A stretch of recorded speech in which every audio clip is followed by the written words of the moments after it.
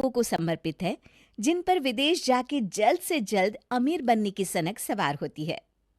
अरे भाई Vinod, suit boot क्या बात है? इतना तैयार होकर कहाँ जा रहे हो?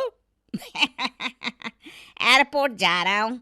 मेरी विदेश में नौकरी पक्की हो गई है। ओह, विदेश मतलब नेपाल ना? ओहो, अच्छा अच्छा, इसका मतलब तुम नेपाल जा रहे हो नौकरी करने? छोटे लोग छोटी सोच। अरे मैं साउथ अफ्रीका जा रहा हूँ, यहाँ से 10 गुना तनख्वाह पर। चलो हटो भी, मुझे देर हो रही है। ये सुनकर चेलाराम की आंखें फटी की फटी रह जाती है। अगले दिन चेलाराम की पत्नी आग में घी डालने का काम करती है। आप भी अपने दोस्त की तरह विदेश में नौकरी क्यों नहीं करते? लल्लू राम बन के कब तक यहाँ मामूली सी नौकरी करते रहोगे? यहाँ की थोड़ी सी कमाई में मुझे हमारा तो कोई भविष्य नहीं दिखाई देता। हाँ, तुम ठीक ही कहती हो। उसी शाम चेलाराम के पिताजी कहते हैं, क्या कहा, विदेश जाएगा? अरे तेरा बाप भी कभी विदेश गया था क्या? इसीलिए तो मैं जाना चाहता हूँ पिताजी। अरे नालायक, मैं अपनी जिंदगी में तेरे जैसे बहुत से नमूने देख चुका हूँ। तू लोगों की हवाई बातों में आकर कोई ऐसा फैसला मत कर देना कि बाद में तुझे ही पछताना पड़े। क्या पिताजी, आप भी पैसे वाला बनना है तो पैसे वालों के बीच रहना तो पड़ेगा ना।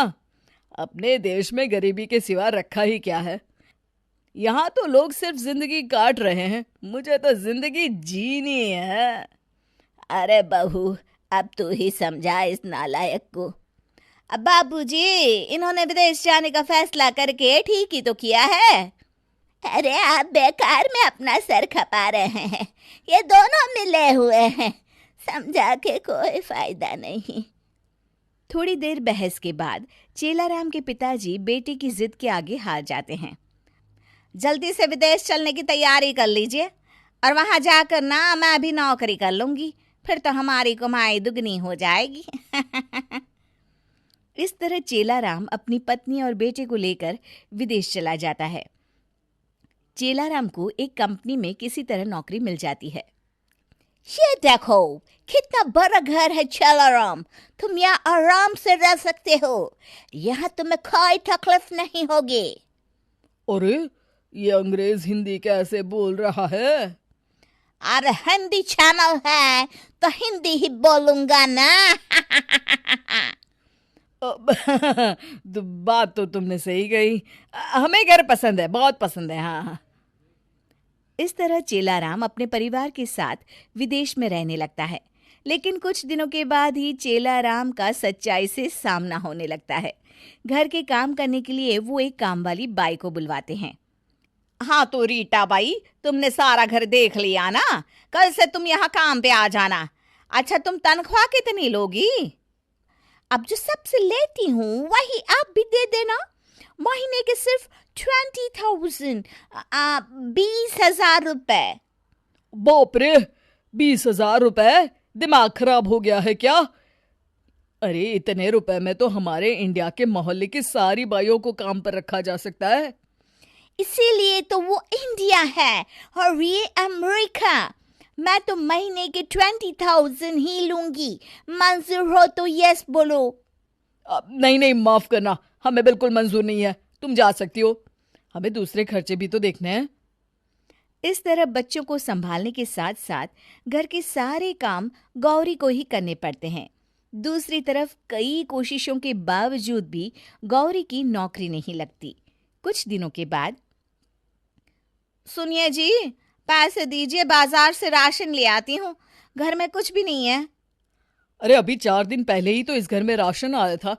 इतने पैसे तुम खाने पीने में खर्च करोगी तो कैसे गुजारा होगा? अरे तो मैं क्या करूं, ये अंग्रेज बड़े चालाक हैं, हर चीज पर मनमानी कीमत लगाकर बेचते हैं। यहाँ सब्जियों के दाम तो आसमान छू रहे हैं।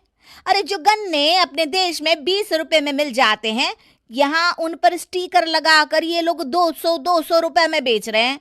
अब मजाक चल रहा है क्या? हाय राम, यहाँ तो हर तरफ लूट मची है।